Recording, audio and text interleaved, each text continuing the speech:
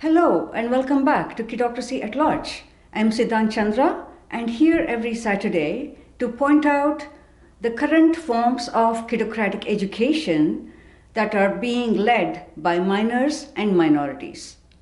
Kidocracy aims to integrate the 99% who are a numerical majority but in terms of power a minority by sharing best practices so that we can control and regulate the 1%. Global neoliberal capitalism has resulted in the rich getting richer and the poor getting poorer. 3 years ago already, the world's richest 1% owned more than half of the world's wealth. And it has gotten worse since. A more recent report also shows that the carbon emissions of the 1% were more than twice as much as the poorer half of the world. Among the poorest are India's farmers, and the climate crisis has only added to their problems.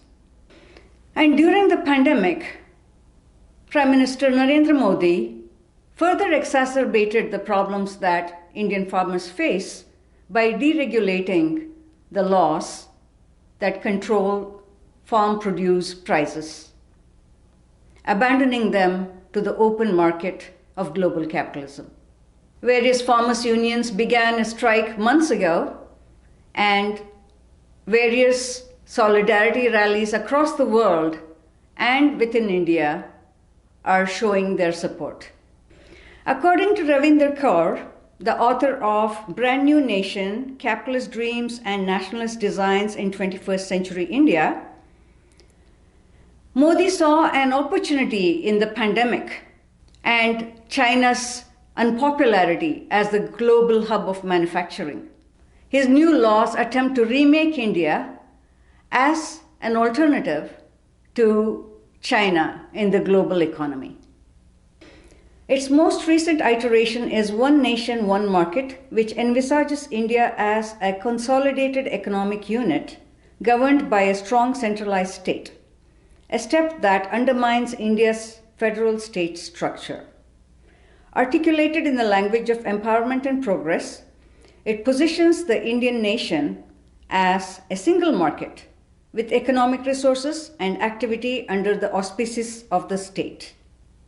This vision requires India to be made market-ready, a site of production in which all national territory and inhabitants are available as factors of production.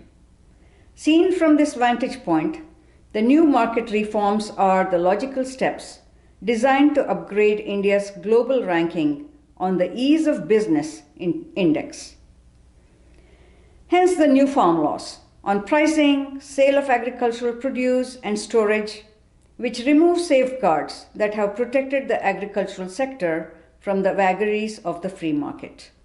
Kaur also points to the urban labor reforms that make it easy for workers to be hired and fired more easily, and the right to strike is restricted. These laws were passed opportunistically right after the lockdown, leaving thousands of migrant workers stranded and left to walk home to their villages. A minority in power, the Indian farmers, are teaching the Indian government and the people who support it the harms of neoliberal capitalism. And their call is resounding across the world through various solidarity rallies and within India as well. Within India, the urban working class went on a 24-hour strike, November 26th last year. 250 million people went on strike, making it the largest in history. The trade unions demanded a repeal of all new agricultural laws as well as the labor laws. They also called for the halting of privatization of the public sector. They protested the corporatization of government-run services such as railways and ports, and called for a pension for all. There has been massive support to the farmers' movement from other minorities in India as well. Dalits, formerly known as untouchables, who are demonized as urban Naxals or urban Maoists by the government, and to some extent Muslims, who were persecuted through the Citizenship Amendment Act about a year ago, and students. Modi has united his enemies, and the right-wing populism that he orchestrated is now up against a by default anti-fascist movement within India. Here is anti-fascist education for the whole world, which remains in thrall of neoliberal capitalism. Neoliberal capitalism that stokes both our consumerism as well as our fascist tendencies. What is called for in the face of our growing climate bankruptcy is for this movement, this anti-neoliberal, anti-capitalist movement to spread across the world. The burning of effigies of Rihanna and Greta show the absurdity of chest-thumping nationalism that is built on religious identity and perpetuated through oppression of minorities. School strikes for climate and Black Lives Matter have shown us what is urgently necessary: minoritarianism and the flight from the molar to molecular. Minoritarianism calls for an affiliation with the weaker identity. In other words, the persecuted and the endangered. In 2019, children came out in phenomenal numbers to protest neoliberal capitalist expansion and to defend 1 million species at risk of extinction. These million species have no vote, nor do the children who came out to defend them. And we need to affiliate with both. And as to the flight from the molar to the molecular,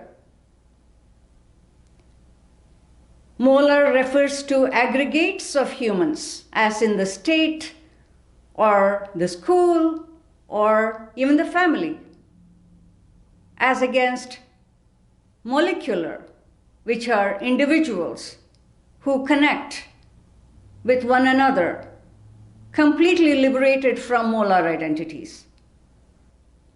BLM gave us a glimpse of what is possible through molecular connections by forcing the hand of history in the US elections.